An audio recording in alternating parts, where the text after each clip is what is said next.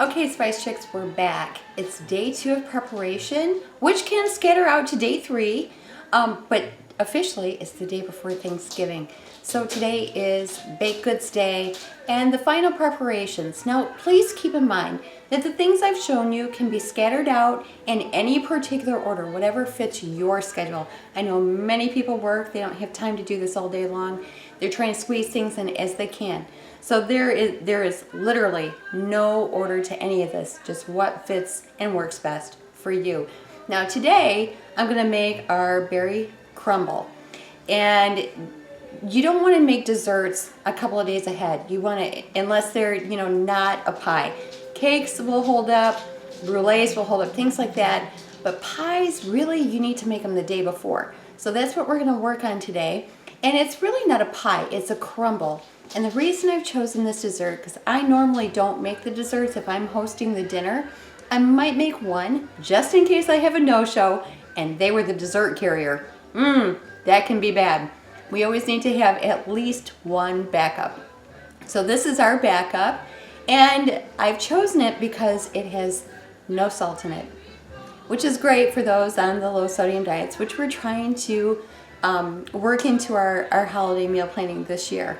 Okay, so what I've done, and you can use any variety, but what I've chosen is dark sweet cherries, blueberries, raspberries, and blackberries. And I've just purchased 12-ounce bags of frozen fruit.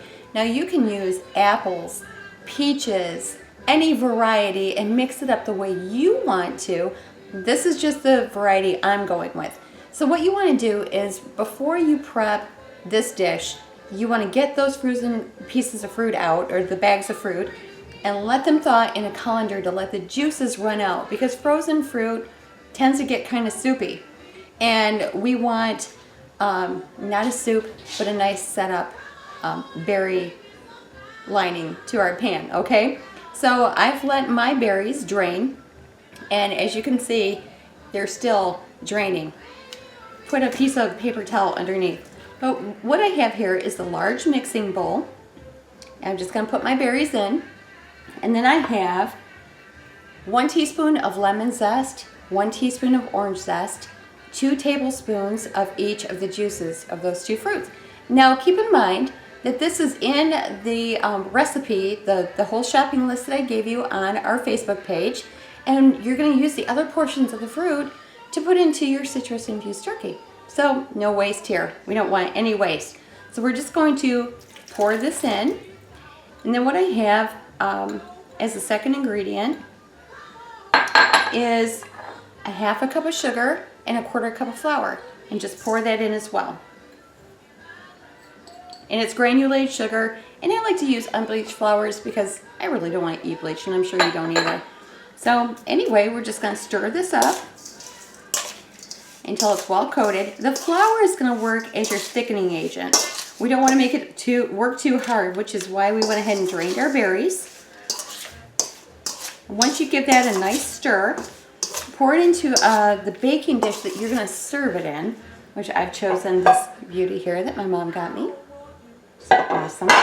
Anyway, pour those on in. Now, it sounds like when we started out this recipe that it was going to be a tremendous amount of berries, but once they thaw out and the juices are drained from them, it really doesn't turn out to be that much. So scrape the sides of the bowl, get everything in there, and then we're going to work on our crumble top, which is super, super simple.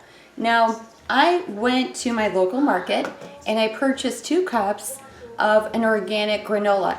You can use the old-fashioned oats as well. You don't have to purchase granola. You can use a cereal, but I stuck with the organic type because they don't add salt to them. And this variety had some almonds and some dried berries in it too, so I thought it would taste great. Don't panic if you can't find the same variety. It's fine. Rolled oats will work just as well. Now the next ingredient we're going to add to this is our sugars. I've got 3/4 cup of granulated sugar and 3/4 cup of brown sugar. Just going to go ahead and pour those on in. And before I give you the next ingredients, I'm going to go ahead. I've got 2 sticks of butter. Yeah, it's a lot, I know, but it's worth it. And we're going to microwave those till they're tender soft. They don't have to be a liquid, just tender soft, so we can work with them and incorporate them. So I'll be right back. I'm just going to pop these in.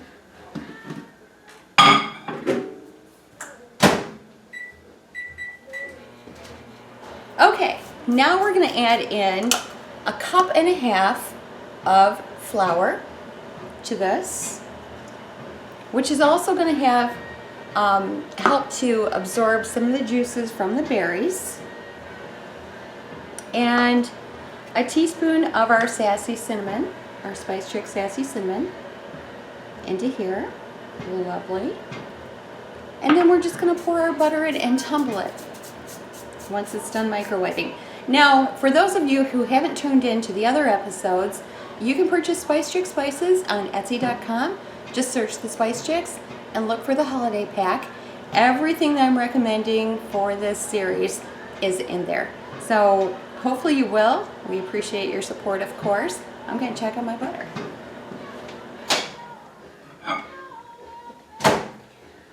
Perfect. Okay.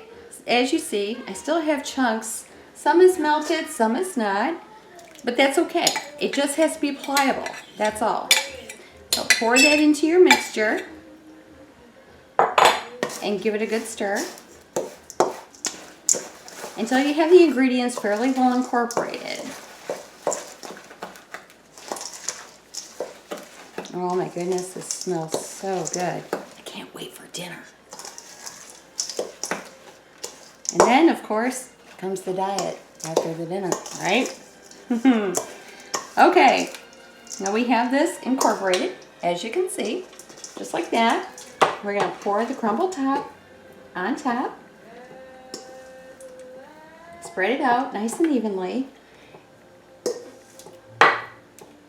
Oh man, the house is going to smell so good. Super simple. Way easier than making pie crust. And just so you know, a standard pie crust, top and bottom, which you can actually incorporate these berries into, contains about 130 milligrams of sodium per serving. Kind of a lot. Well, but who am I to talk? Because I just put 2 sticks of butter in this, right? Okay. We are going to go ahead and put this in our oven. I forgot to preheat it, but we're going to go to 350 degrees, and we're going to bake it for about a half an hour, 45 minutes, and then check on it, okay? I'll be back soon. It was that simple, right? I told you I won't make anything hard. Simple all the way through, but delicious. You'll love this one. I'll be back.